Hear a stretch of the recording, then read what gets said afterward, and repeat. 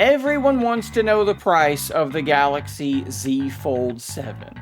Over the last couple of weeks, few weeks, I have gotten so many comments and so many messages asking me if I knew anything, if I'd heard anything about the price of this upcoming foldable. People are afraid of tariffs. Maybe that's going to drive the price up. We have had rumors in basically every single possible direction. In this video, we're going to try to make sense of this. This is a topic that has become an unnecessarily tangled and complicated spiderweb nest, and I think that we can do exactly what I said and make sense of it. So we're going to start right here on Twitter. Panda Flash Pro tweeted all the way back on June the 1st of this year, confirmed news. Few countries will get price increases, while most markets will keep prices similar to the previous ones. $18.99 for the Z Fold 7 and $10.99 for the Z Flip 7.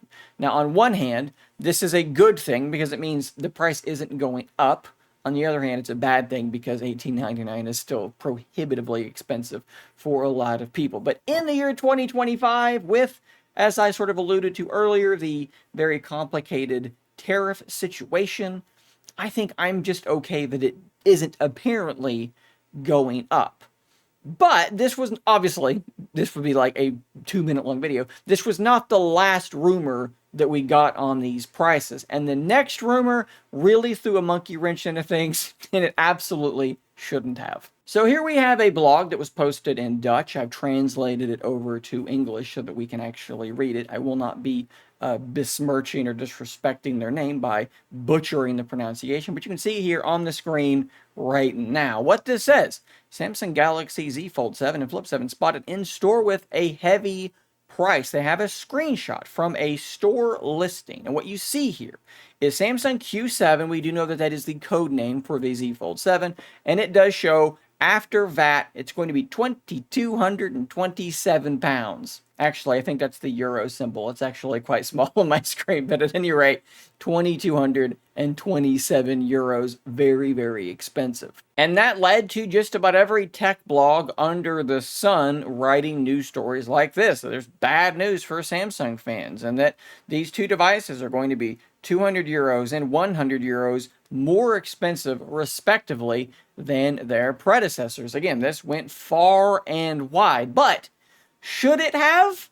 The answer is no, it absolutely should not have. So why do I say that? It is a retail listing. Presumably, this website had a price given to them by Samsung, and they just oopsie-daisy posted it a little bit too early. Well, we have to dig into these things a little bit more. And I mean, in this portion of video, no disrespect to that Dutch website. They thought they had a scoop and they posted it. They're trying to do what they can do to get some attention, to get some clicks, to get some ad revenue going. I totally understand that drive. But here's the reality. When we're talking about tech blogs that no one has ever heard of, or that very few people have ever heard of, we should not just take their reporting at face value and run with it. We need to do a little bit more to corroborate this, especially when we have more reliable sources saying the exact opposite. When you have this kind of disagreement, you have to dig into this a little bit deeper. So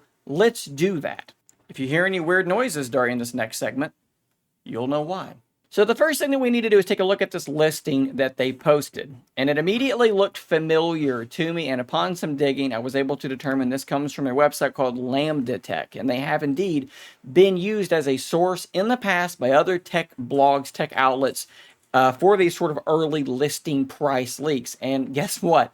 They've also been wrong in the past, because what you were looking at here is not an official price. You were looking at a placeholder of some sort. And if we go to their website, I think we can demonstrate this. If you scroll up a bit, you see that this comes from an Italian electronics store. So when I went to Lambda Tech, I told them that I was Italian, and they gave me that version of the website. I searched Samsung Q7, and I was able to pull up the exact same listing that they did. Look at this model number here. F966BZKBEUB, and back on their website, the same thing, F966BZKBEUB. So this is the exact same listing, and you can look at all of the different numbers on here, and they are going to match up perfectly. You can pause it if you want to look at them, but this is the exact same listing. But you know what has changed? The price. Here we have 18.29 euros. On theirs, it was 18.25 euros. And of course, that does change the price with taxes added on as well. Theirs was 2227. Mine is now 2231. These prices are moving around because they're just placeholders. They're not official prices. I think it's also important to look at other regions. So when we're looking at this Italian price, 2231 euros, that would be 200 euros more expensive than last year.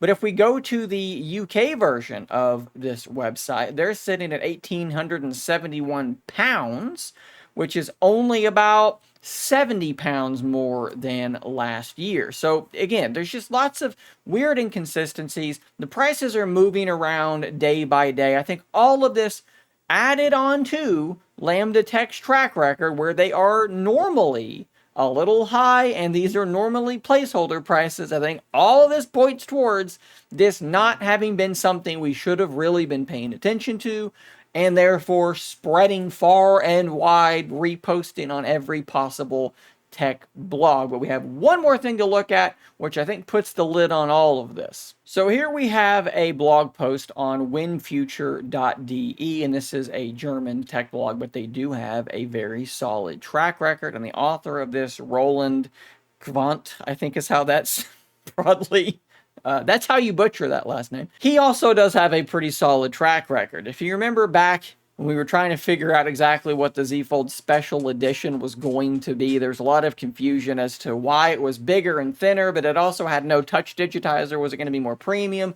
Was it going to be a budget model? We just really didn't know. But even still, winfuture.de was right there with anybody else kind of piecing this stuff together, talking about the lack of a touch digitizer. They very clearly did have some insider knowledge on this stuff. And in this article, they say, according to our data from European retailers, the Galaxy Z Flip 7 will apparently launch around 100 euros cheaper in that market. That's actually pretty interesting. But if we scroll down to the Z Fold 7, everything will remain the same with the Galaxy Z Fold 7. Our retail sources speak of unchanged prices, so that the new top model of Samsung's folding smartphone series will cost as much as before, despite various upgrades. So what we have now is a reliable tipster in Panda Flash Pro saying it's going to be the same price pretty much everywhere.